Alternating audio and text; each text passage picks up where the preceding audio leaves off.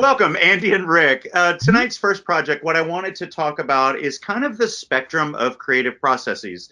And also, I think we as creatives and everybody that's listening in, you're kind of hardwired in a way. There's something that I would attach to your point of development. You learn by just kind of emulating, imitating, and also kind of, finding the problems that you like to solve, and that eventually feeds into what is your propensity and the way you like to do things. But there's also a point where you finally are able to look back after you acquire enough history to kind of find your type. And I want to talk about that first, you guys as individuals first. And I'm going to define our spectrum as completely organic. Those are the people that kind of walk in and let the universe to help them decide where they're going to go, what they're going to do next. I know I'm a little close to that too. And then the other end of that is completely linear, has the plan in place. Rick, sometimes this describes you too, though, so I'm going to take a little bit of that. But, and super kind of fixated on process, maybe even before you actually get in the room, and then has it very clearly laid out. And what I want to do is, as I define that spectrum, I want to make sure it's not like a typical spectrum where one is greater than or one is less than the other, but that they are equal. They are just defining a way of doing things, and everybody fits on the spectrum somewhere, even in the edges, and then somewhere in the bell curve. And they find their way to make things work. And I think that's what I want to share tonight, is that there's no one specific way. We don't come from, or at least from a creative standpoint, I'll speak for myself and you can chime in a minute. You don't come from a place of this is the only way to do things. And I've never heard you guys in steering committee kind of say those types of things anyway. We've never kind of come from that. But I know that as people are in their earlier points of development, they may feel that way. Oh, what am I missing out? What am I not understanding? And so I really wanted you guys to kind of share a conversation so that people can kind of observe you, maybe model after you, but also see as, you know what, maybe they're filling in a blank for me. So I want to be able to kind of operate conversationally tonight. Does that sound good? Yeah. All right. Andy, can we start with you? So I'm going to do you guys individually first. I just want you to kind of talk to me about yourself. Where do you fit in on that spectrum, you think? That creative. Me personally, I think for me personally, I like to know where I'm going, not necessarily how I'm going to get there, but at least where I might be going. In terms of color guard, staging, for example, I like to know what the environment is. I like to know if there's going to be a tarp or not. Are there going to be props? Are they going to be mobile or not? Are they going to be fixed?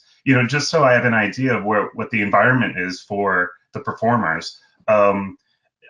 Every team that I work with is different, every team of people, and what the goals are for the season, what the goals are for the show, what the intention of the show is. And I think maybe not knowing what the meal is, right? Not necessarily knowing what each course is, but maybe knowing what the main course is. And knowing who your audience is. Are they vegetarian? Are they vegan? Who are the people that are going to be consuming this? And I think that's important to know, just sort of where you want to end up at the very end of the season, and even as early as what do you want to present for the first performance? What do you want to present for the first regional? And how can you pace yourself along the way so that you're not struggling at the end to try to finish it, or getting it done too soon and maybe not having enough. Yeah. So you work from a production schedule loosely. Do you have like an outline? Do you know kind of the order of your main events or your main courses as they go? Yeah. I don't. Yeah, it's different for every season, every team, every group. Take the pride animal, since we're talking about the biggest success. Give us like last year, Pride of Cincinnati. Sure. At this point in the season, we did not have the props yet that we used, but we knew the sizes of them. We knew what they could do, and so we were able to use sort of makeshift models, if you will. So we knew how to define space. We knew where the weight of these props were going to be. And then we knew what they could do, but we weren't able to play on them yet. So these like models that we would play with to see what would happen. Yeah. as what would happen for some other seasons with Product Cincinnati at this point in time in regards to props. We probably didn't have the actual pieces until the very beginning of January or the end of December, but we definitely had something that we knew was in production Yeah. and that was on its way.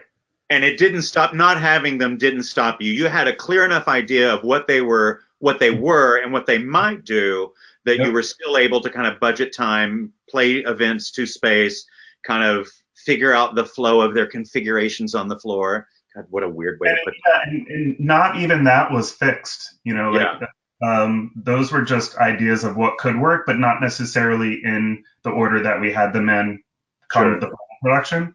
Yeah, Um, but we had some ideas of what they could do. Yeah. yeah, yeah, yeah. But yeah, this sort of December time period, I mean, hopefully, and it depends on if you're a scholastic group or an independent group, right? Sure. Scholastic groups, depending on where you are in the country, don't start maybe until around this time or maybe a week or two Yeah, ago, versus independent groups that may start in September.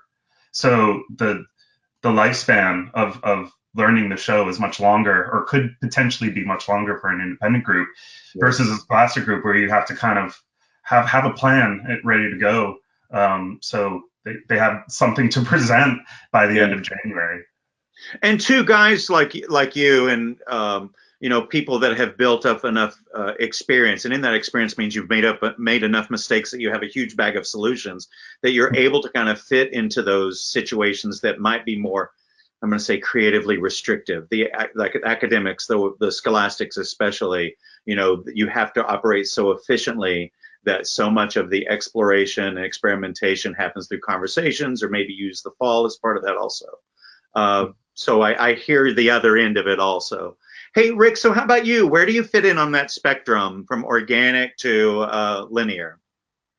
Um, I think um, I think in the very beginning, when I was way younger, I really relied on the sensation, the universe to guide me, the experimentation to inform me, and the serendipity to come out of nowhere. And I think the older that I got, I realized you can still have that, but you have to have an impeccable plan too. And I think for me, it's and everything is time. If you back up a 3-month process a whole year, then you've got that much more time to work through some of those things. And I think I figured that out too. Like, your winter season started last spring or whenever, and then you start to develop your own patterns of collecting music and things that inspire you, and sifting through that in the summer rather than waiting through the fall, or going into the winter with 3 options just in case the performers are more like this than like that, Right. and then from that, you can still have that organic experimentation, but there is a plan. If we go in this direction, this is what we'll do, and here is a spreadsheet of ideas that accompany that approach, and here is an outline of how that show could lay out, and yada yada, and so on and so forth. So I think the older that I am now and the wiser that I am now, I feel like that it has to be a little bit of both, Yeah. and best laid plans, there's always that, where if you're so by the script and the plan, that you might miss something that could happen naturally in that experimentation or that workshopping, which I found that kind of benefits me a lot too. So I would say it's more of a very deep and thorough planning, but in the actual moment of making it, I like to make a mess with it and make Yeah. it feely, so It a little sounds bit of like both. both of you mull a lot also, that you give it a ton of thought, energy before you ever, see the performers. And I really appreciate the having the three options there, depending on how the personnel turns out. Hey, can the both of you then, can we talk a little bit about how workshopping an idea fits into your process? Do you mind that we do that? Because I think we may use that at different times, and we're approaching mid-December where it's time for pretty big commitments, if not, which we're going to talk about later on. But how most people are workshopping now those bigger events, whether they know exactly where they're going to go in the program, or if they're just setting up an idea for how an idea might be presented in a couple of ways, and then working in and out just to kind of get a sense of a build or a relief. Can you guys talk about that in your own process? And did you want to start? Sure. Yeah. Sorry, Andy, how about you? The, let's see, the workshop process, I think it happens from the moment that a show idea the inception of a show idea, right? That what you list all the things that could possibly happen with that particular concept or with this particular section of the show. And I like to, like Rick, you had mentioned having a couple of options. I like to have a couple of options of like, how could this moment be treated? Could this moment be treated very literally, musically? Could it be treated juxtaposing the music? Could it be treated very theatrical? Could it be very minimal? It could be any one of those things. But then as you're going through the show, you find the peaks and valleys of the show versus if you have all of these very strong ideas constantly up here, then there sometimes is no relief from that. I think about some of the programs that I was with, or some of the groups that I taught when I was younger, and I was dead set that this one thing was going to happen. And we ended up putting that part in the show, but then getting into it was real tricky. It was very obvious to me that coming from wherever we were before, that we sort of forced ourselves into this one event just because I was dead set on having that event happen. And then, or vice versa, coming out of that event, going into something else. You can really tell when people aren't looking at how things develop into that and coming out of it. So I would just be careful with how committed you are to a certain section of the show when you're workshopping, just so when you are watching the show from beginning to end, that it feels like it has the peaks and valleys that you need where they're most wanted. From a pacing standpoint, absolutely. And I find also that usually we're caught in those situations because we've not left enough time to create a development, as opposed to, the old transition where it's truly you start at one thing, run to the next. Okay, we'll see what that flow looks like. And then, it's very different if you've got 32 or 16 counts to do it versus 8 or 4. And what a disastrous that is. Sorry, I just jumped in on that. So No, Rick, talk to me about workshopping in your process. Say that again, Andy? I was just saying that's such a great opportunity for you too to go from one event to the next, and that development and that process of getting there is another great moment. There can be another great moment.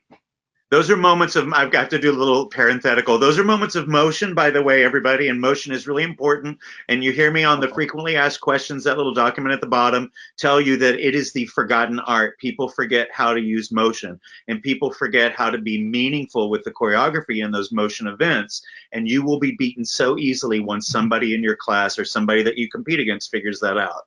So note to self, everyone, use motion and use it in a meaningful way, not just as, a direction. Anyway, okay, enough of that. Rick, how about you talking to me about workshopping? Well, I think when Andy started talking about the square peg round hole, problem, when you're so focused on just trying to get that one thing to work, you're blinded to other possibilities. Yeah. So, for workshopping for me means literally, I'm not going to sink my heart into something until I know I love it when I see it, or the staff might respond to that, or the performers might respond to that, And I think workshopping for me, with both the performers and the designers and instructors that are present, I will go into it obviously with what I have planned in my head, thinking I would like for this to feel like this. When I was listening to this for 1,000 times or 1,000,000 times, or however many times you listen to that soundtrack to try to be inspired by all of the nooks and crannies, you get into that moment and you say, this is what I'm thinking. And it may be odd words or colors or just whatever I could share from the bottom of my heart to everyone. So everyone goes, okay, I see where he's coming from. And then you start making a little mess out of it and experimenting, and you go this way or that way. And maybe it's big or small or fast or slow. You do some options until it settles. And then you go, you know what, that's the one. That feels the closest to the intention that I think that this moment should speak. And again,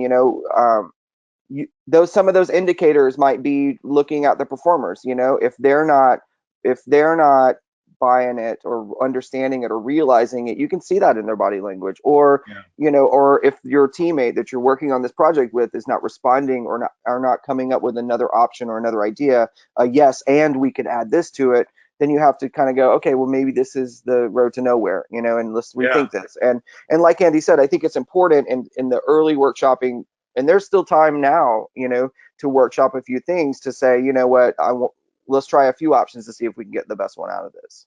Yeah. Yeah. I know independents especially. For the sake of time, I'm going to move us towards the last of these. Both of you work in kind of a collective environment. I mean, you're not, I grew up in the middle of West Texas, and it was one man dog and pony show the whole time. And fortunately, the activity has afforded us the opportunity for these well-established legacy programs to have creative collectives, teams of people. And I know that people use them differently. Can you guys talk about how you manage that from a creative standpoint? And I also want to talk about style and identity, where that kind of comes from, and how you maintain the continuity and the consistency as different people touch the product. Andy, can we just go back to you first? Sure. Again, disclaimer, like different seasons, different years, different teams, Sure. and all of that plays into it.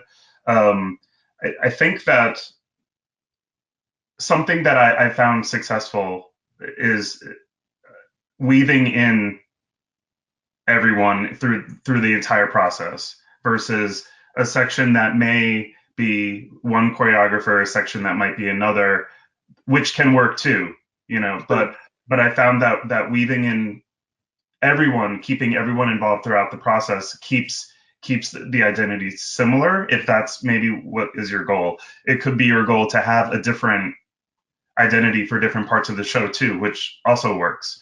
But I don't necessarily think of it as managing. I think like the teams of people that I'm fortunate enough to work with, like we're constantly in conversation about what the next section would be, or a section later on, or it happens. It's conversation that's happening during the week too.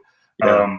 Not necessarily just in a rehearsal moment. And I will say that depending on the teams that you have in whatever class level that you have, making sure that everyone is invested in the program and giving their input is helpful. You might not want all of the input from the band parents or something like that. I don't know that you're going to want that, but keep everyone that's invested in the program getting that information and that feedback, I think, can help neutralize to find that a similar identity, or a similar style for that particular season. Yeah. And with the Pride group especially, I mean, you had the same people there for quite a long time, and so there was certainly a symbiosis that happened between all y'all, collectively, and you all spoke the same language. And I know that it never starts that way when you bring people in together, but you saw that kind of, I don't want to say homogeny because it sounds like it's watered down, but there was a richness that comes from the combination that you guys seem to maintain that became the hardwired DNA of the program. And I thought that was really fascinating. And then you see, because I know all y'all on both sides, and I know your calling card groups and your groups that you go and consult with, and also the other creatives involved. And as you see them go to these other places, it is interesting. You see glimpses of how you two operate, but also kind of where they go through. But there seems to be great care taken in making sure that there is a stylistic identity that belongs to the creative voice, but also is specific to the creative project, which I find really fascinating with both you guys. And I hope people can, go visit, I wish everybody could have gone to Atlanta last year is what I really want. How about you, Rick? How do you manage your team of people? Oh, Andy? Oh no, I just wanted to add that with all of these years being with Pride of Cincinnati, there has been people that have been there for a very long time. But what some people don't know is that our roles often change from season to season. So we're not putting ourselves in the same role year after year after year. There might be someone that sort of is taking charge this year, taking the lead conceptually this year, or someone that is focusing more on some of the programmatic or some of the production value things than a prior year. But we do like to flip that around too. But I think that the one thing that remains the same is the philosophy with which we believe. Yeah. Um, Do you find that in that crossing over of disciplines and skills that obviously you have a prior knowledge that happens from each person's role to the next and what may have been an old role, but do you ever see that there's any redundancy? Is there a pitfall in that switching off? I don't think so. I think that for us, it's one of the things that keeps it fresh for us. Mm-hmm.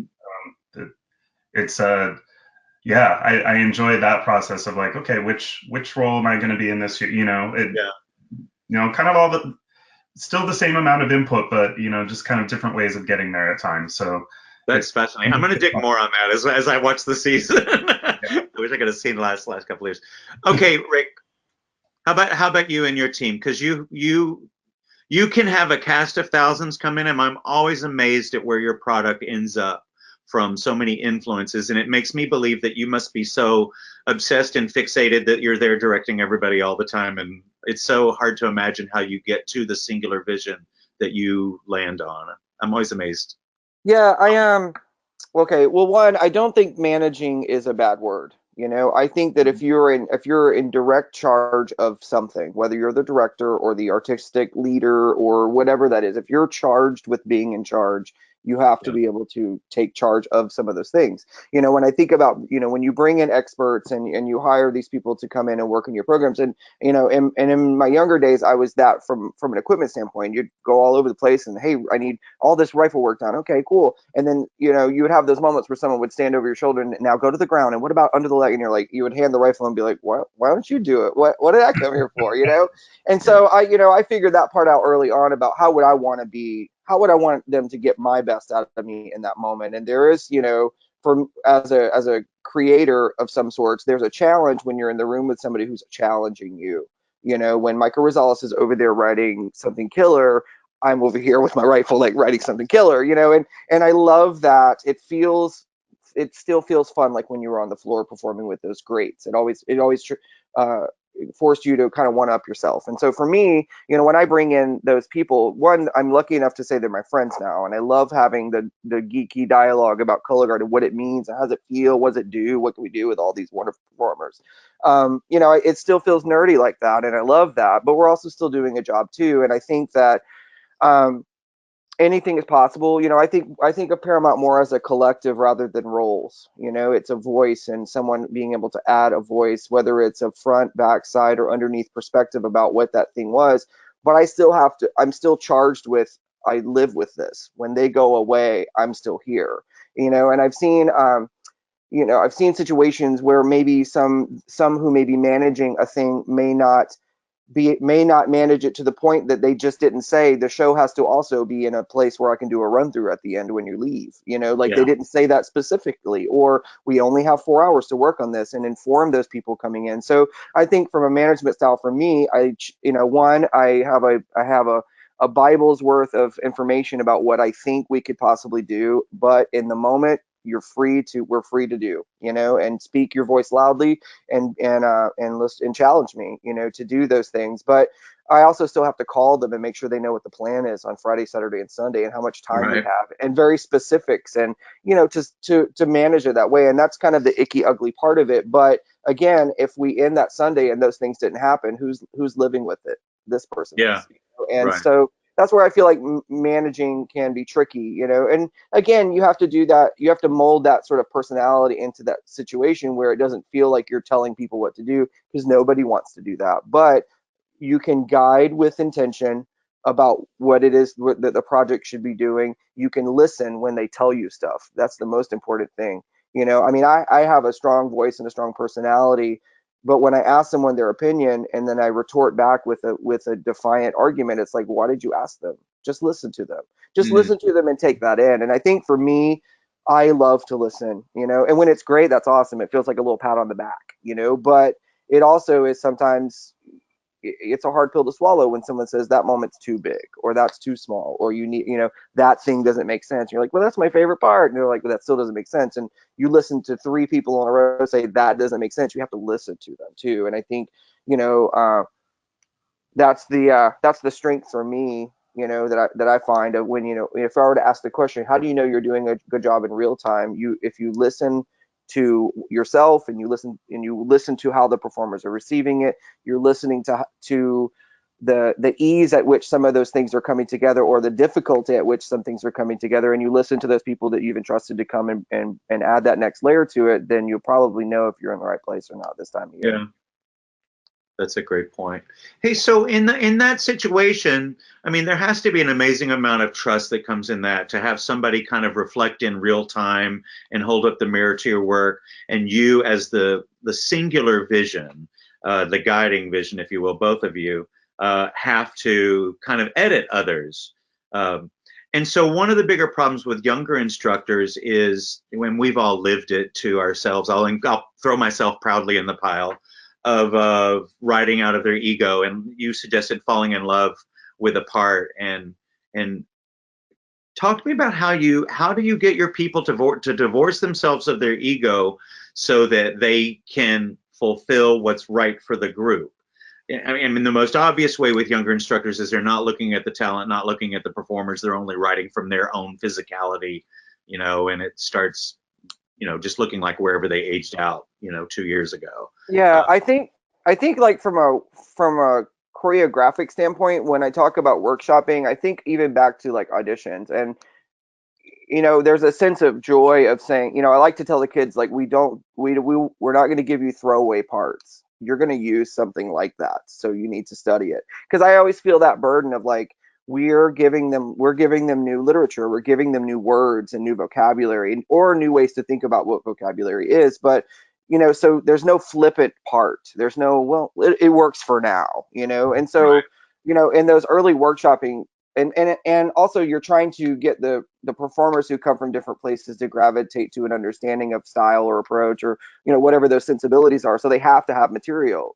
Like, this is a full-on Rick Subel Saber part, and you have to go through that process of figuring out what that means and all that stuff. But but for me, and again, I think it comes with experience too. Like, that moment that I mentioned earlier, where that thing that was happening in the back that I just absolutely loved, that might not be the right place in the show for that. And that's what that consultant or that other designer might be saying, like, oh, I didn't say the part wasn't great, but it doesn't work here. It doesn't work Right. in time for this moment. It doesn't support this other thing. And that's what I mean about listening to that, where now that the listening and the dialogue happens so easily, and Annie can attest to that too, just from the longevity of that team working together, that you find another place. Okay, now I find another way to do that. Maybe it's, oh wow, it's a trio moment now it's even more highlighted, and it's also a focal point. Cool. Now my favorite part that I thought was juicy and cool is now planted in the right place in the show to achieve maximum response and be appreciated for the way that I appreciate it too. Sometimes that's kind of what that is, Yeah. but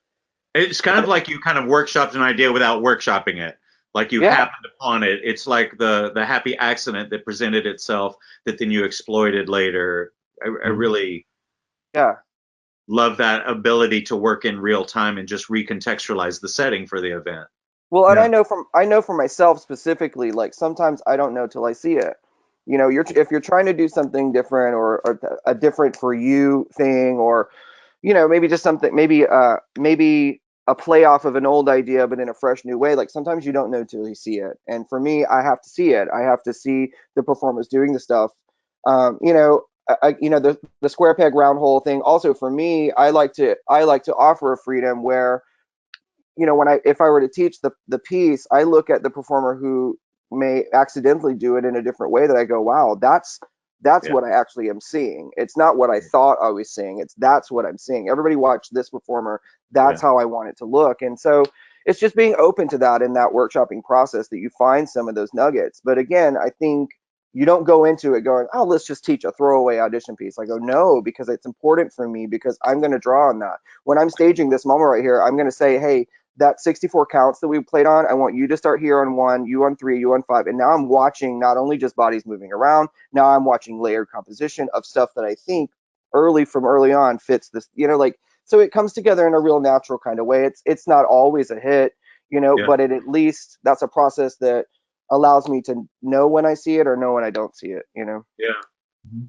It goes back to kind of the mulling, where you live with an idea or something that you've seen for a while before you actually have to kind of implement or apply. Mhm. Yeah. And I love that, again, those are so all time consuming and you work in the luxury of talent. I mean, obviously your options are always dictated by your resources, and that's not always money and space. A lot of times it's talent and ability. And I really like that you referred to like a playful partnership with the performers, in that your willingness to look at the happy accidents and find new directions for something. So I think what I would want people to take away from that, in addition to what you said, was creating the environment that allows for those things to happen, that allows for the anomaly to then be exploited, and not be so rigid in that everybody does it this way, and start with corrections.